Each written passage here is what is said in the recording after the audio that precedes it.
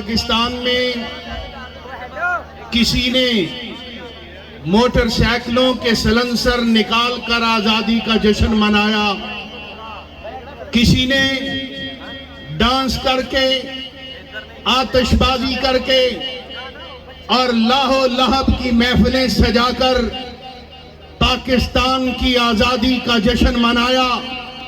لیکن تحریک لبیک پاکستان والوں، تمہیں اپنے مقدر پر ناز ہونا چاہیے کہ آپ نے آزادی کا جشن ختم نبوت کے نعروں میں منایا ہے۔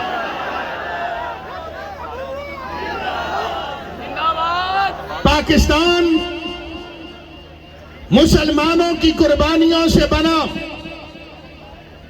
لیکن یہاں پر انگریز جاتے ہوئے اپنے ایجنٹ مسلط کر گیا ہے، اور قادیانیت میں پہلے اسمبلی کے ذریعے ختم نبوت کے قانون پر شب خون مارنے کی کوشش کی۔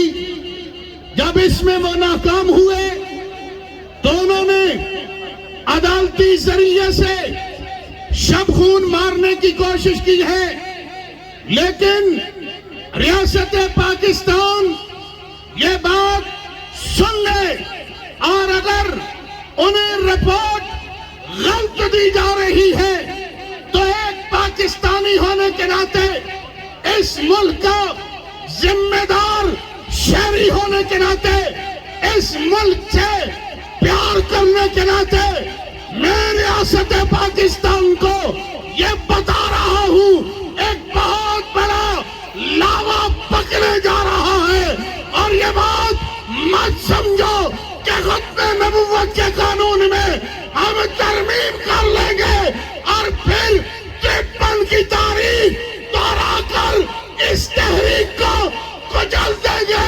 ایسا اب نہیں ہوگا۔ تحریک لبیک کے جتنے بھی کارکن ہیں وہ ختم نبوت کے لیے جانوں کے نذرانے لے کر میدان عمل میں آئیں گے۔ اس لیے آپ ہماری تاریخ کو جانتے ہیں کہ ہم انتہائی پرامن ہیں۔ آج بھی داتا صاحب سے یہاں تک ایک پتا نہیں ٹوٹا، ایک گملہ نہیں ٹوٹا، اور میں سمجھتا ہوں اس پولیس آفیسر کو بھی 21 توپوں کی سلامی دینی چاہیے جس نے لبیک کے خلاف کریک ڈاؤن کا حکم دیا ہے۔ حالانکہ روٹین کے مطابق پاکستان بھر میں ہماری ریلیاں تھی، لیکن جب چھاپے پڑے اور چادر اور چار دیواری کا تقدس پامال ہوا تو امیر المجاہدین کے یہ شعر مچل گئے کہ اب وقت آ گیا ہے، اب مزہ آئے گا، اب ہم کہیں گے ستم کر ادھر آ، ہنر آزمائے تو تیر آزمائے، ہم جگر آزمائے۔ اور میں تمام سیاسی اور مذہبی جماعتیں، علماء مشائخ سے بھی یہ گزارش کروں گا، ہم ختم نبوت کے ٹھیکیدار نہیں، یہ ٹھیکیداری ہم آپ کو دیتے ہیں، آپ آگے ہوں۔ ہم ختم نبوت کے چوکیدار ضرور ہیں، جس کو شوق ہے وہ آگے لگے۔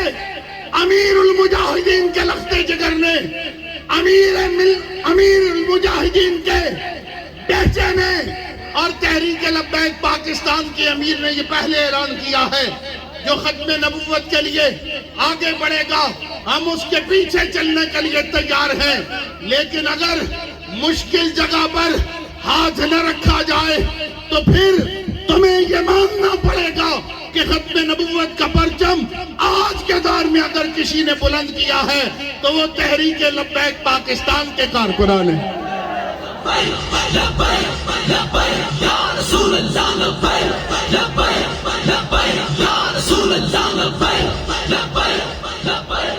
اور آج کے اس اجتماع کی وساطت سے میں قاضی دڑو صاحب سے بھی مخاطب ہوں کہ قاضی دڑو صاحب اگر غلطی ہو گئی ہے تو مان لو،